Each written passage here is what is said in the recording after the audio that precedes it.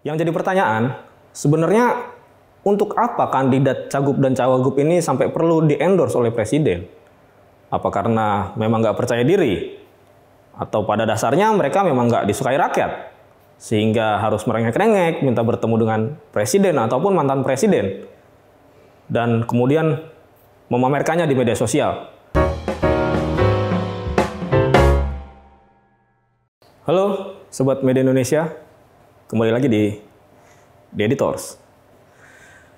Aneh bin ajaib, ASN, TNI, Polri dituntut dan diwajibkan untuk netral dalam gelaran Pilkada 2024. Namun, bos dari segala bos ASN, TNI, dan Polri ini, siapa lagi kalau bukan Presiden Republik Indonesia Prabowo Subianto, malah menunjukkan sikap yang sama sekali tidak netral.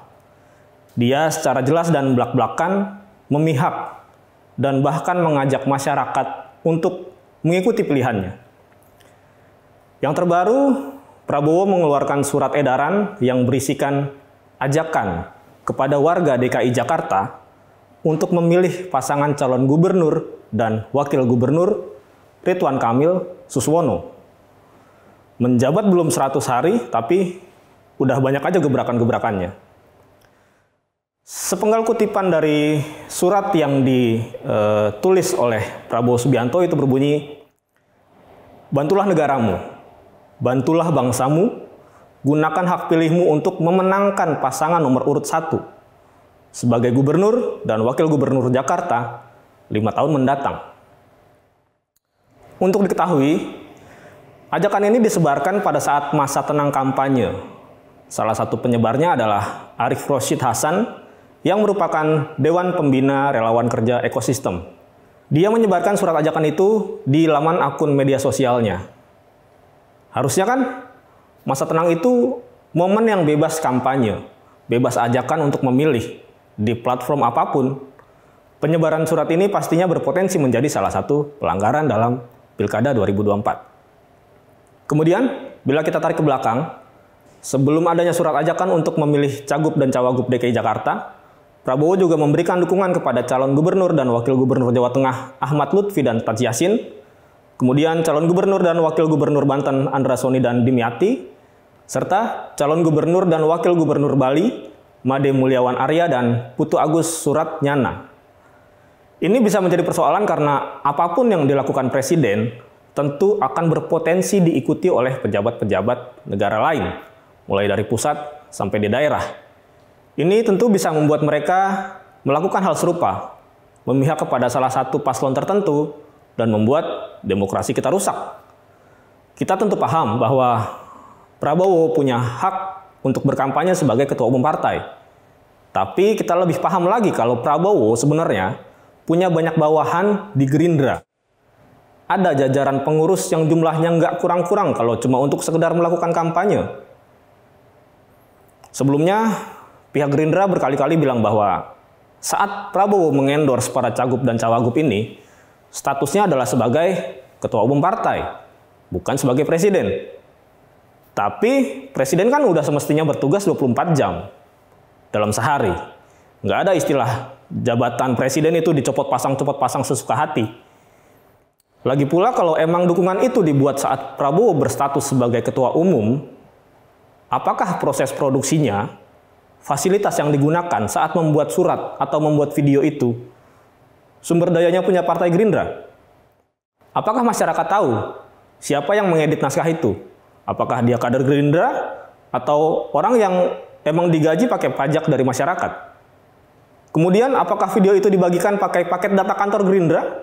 Atau pakai paket data Prabowo? Atau mungkin malah pakai wifi istana? Ada banyak hal yang abu-abu kalau ini diklaim atas nama Gerindra, dan Gerindra. Kemudian kalau Sobat Media Indonesia sudah melihat video dukungan Prabowo ke Ahmad Lutfi dan Taj Yassin, di situ Prabowo menarasikan perihal dirinya yang baru saja dilantik sebagai presiden. Dia secara gamblang menjelaskan visinya sebagai presiden. Memang di situ dia tidak menyebut saya sebagai Presiden Republik Indonesia. Tidak. Tapi dia mengatakan seperti ini. Saya bertekad mempercepat pembangunan ekonomi. Saya bertekad memimpin pemerintahan yang bersih sehingga seluruh rakyat Indonesia bisa menikmati. Saya bertekad mencegah penyalahgunaan kekuasaan. Apakah tekad-tekad ini bisa dilakukan dengan jabatannya sebagai ketua umum partai? Saya pikir tidak akan bisa. Semua itu hanya bisa dia lakukan dengan memegang kekuasaan sebagai presiden. Presiden adalah pemimpin bangsa, bapak dari seluruh warga negara Indonesia. Siapapun yang nanti terpilih jadi kepala daerah, presiden ya sudah seharusnya bisa mengarahkan mereka, merangkul mereka agar bisa sejalan dengan kebijakan pemerintah pusat.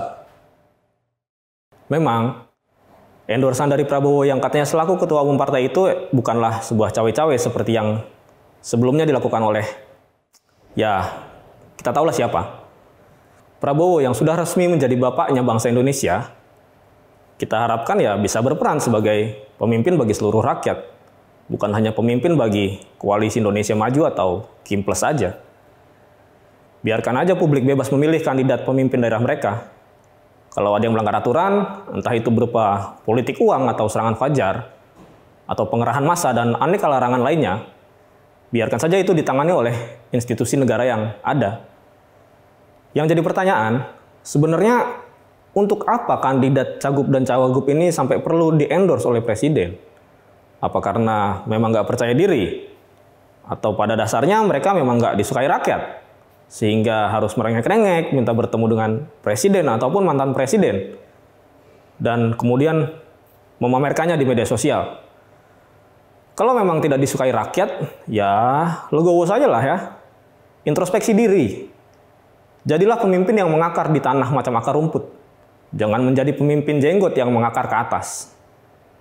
Kita tahu, Indonesia sekarang lagi nggak baik-baik aja. Terutama dari sisi ekonomi. Apa nggak lebih bagus kalau Prabowo ya fokus aja lah ke negara. Fokus mengurus gimana caranya pemerintah bisa punya pemasukan yang banyak tanpa perlu malakin masyarakat lewat PPN 12%. Fokuslah buka lapangan kerja sebanyak-banyaknya. Fokuslah untuk sayang ke semua warga negara Indonesia. Bukan cuma warga negara yang kaya raya, yang terus-terusan dikasih insentif, pengampunan pajak, dan lain sebagainya. Sementara di sisi lain, masyarakat kelas menengah terus diperes sampai lemes